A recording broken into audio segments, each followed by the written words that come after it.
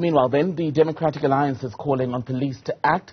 Let's speak to the party's Tshwane caucus spokesperson, Kwena Moloto. Kwena, very good evening to you. Good to have your time tonight. You've been out looking at some of the damage that's been caused, especially overnight into the early hours of this morning. Describe what you've seen firsthand. No, look, it's extremely concerning. There's been 4 municipal vehicles that have been ambushed and set alight over the course of the past 24 hours. And the reality is that this is no longer a labor dispute. We're seeing coordinated criminality. We're seeing organized crime. We've got employees who are currently in hospital. And the reality is that it's just completely untenable. We've asked SAPS to intervene. We, even 2 weeks ago, laid criminal charges against certain members of SAMU for a Telegram group in which they were coordinating similar attacks to what we've seen today. And as the Democratic Alliance, we feel that SAPS needs to take a greater role before somebody dies. So you've said coordinated criminality, organized crime. All of it, are you pointing the finger for all of this at striking SAMU members? 100%. The reality is that this started 6.5, 7 weeks ago, where this is not the first time we've seen infrastructure be damaged. It's not the first time we've seen municipal vehicles set alight, but it's just the first time we've seen so many inside such a short period of time. It's very clearly linked to this ongoing illegal strike in an attempt to put pressure on the municipality to find what some stakeholders and political parties are referring to as a political solution to this issue. We'd like to make it very, very clear that as the DA caucus, we don't believe a political solution can be found. This is blatant criminality, and if someone were to come and burn down your house, you wouldn't look for a political solution. You would look to SAPS to intervene, and we desperately need the intervention of the South African police services in Tshwane. You say you don't want a political solution to this, and I wonder if your involvement today, I mean, you were out, for example, you put out a video from just near one of the trucks that had been set on fire. If the DA is sort of now taking the lead and communicating what's happened, say, versus the city handling the bulk of the communication, if that's not going to further politicize the situation?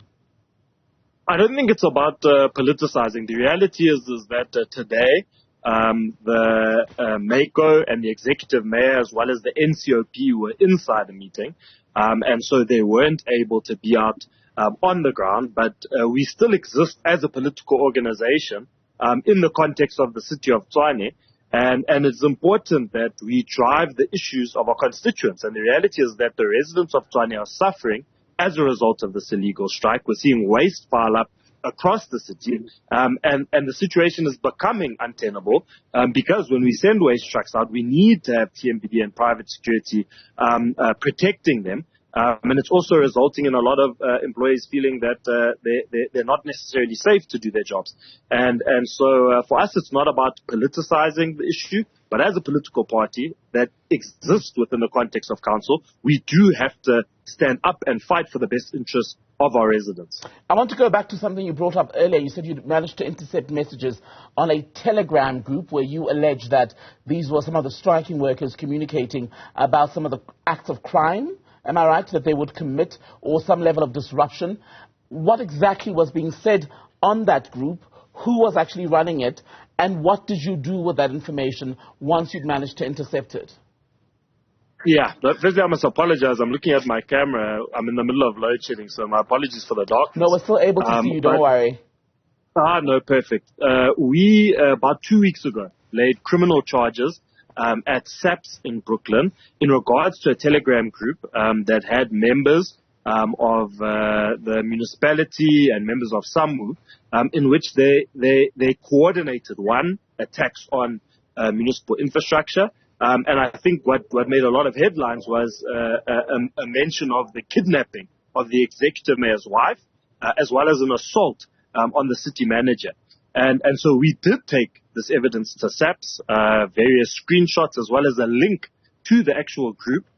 that was provided to us by a whistleblower who was concerned about the events that were taking place in Tshwane. So this has been a very clear build-up, and we have been in communication with SAPS.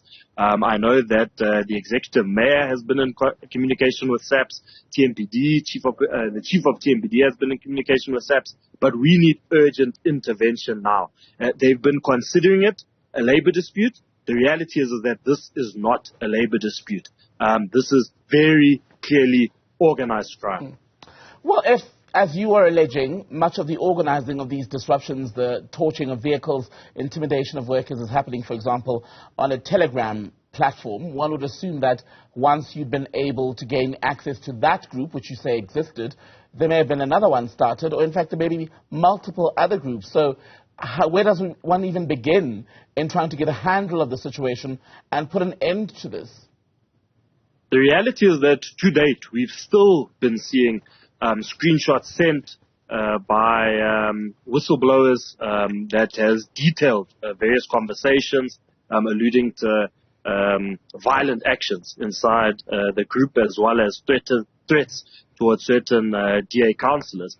But I think ultimately SAMU needs to come to the table, and SAMU needs to show responsible leadership. They've completely distanced themselves from the strike. However, it's still members of SAMU that are actively participating in it.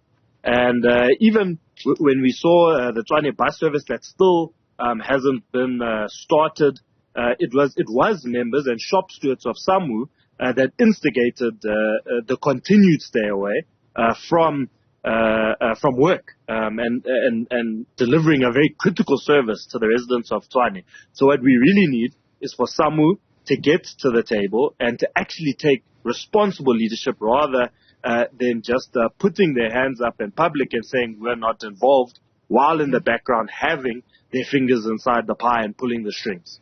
So the City of Tshwane has now basically lost its bid at the bargaining council to get an exemption as far as paying that 2021 salary increase that was agreed back then. I know the Mayor, Saleha Brink, has already said they're going to put forward a review. Should that fail, what is the solution? How can the relationship be repaired?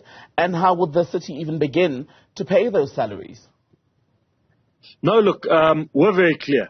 Is that if we were to go by the recommendation by the bargaining council, we would have to cut critical services to our residents. It would cost us an extra 600 million rand to follow what the bargaining council has dictated to us. And we've taken a clear stance that we absolutely refuse to cut the services of our residents. They are our priority.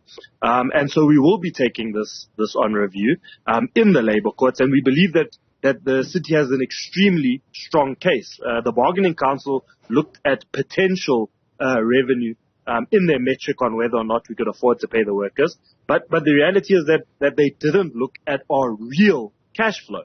And if you look at the real cash flow of the city, it's abundantly clear that we cannot afford the 600 million rand addition to our budget that's already 3 billion rand underfunded. Our stance is clear. Our residents come first and always. Kwena Moloto, good to speak to you, DA caucus spokesperson in the City of Tshwane, where more of the Metro's vehicles have been set on fire. Allegedly, well, the finger of blame is being pointed by people such as Kwena at striking municipal workers affiliated to SAMU who've been on strike for almost 2 months now.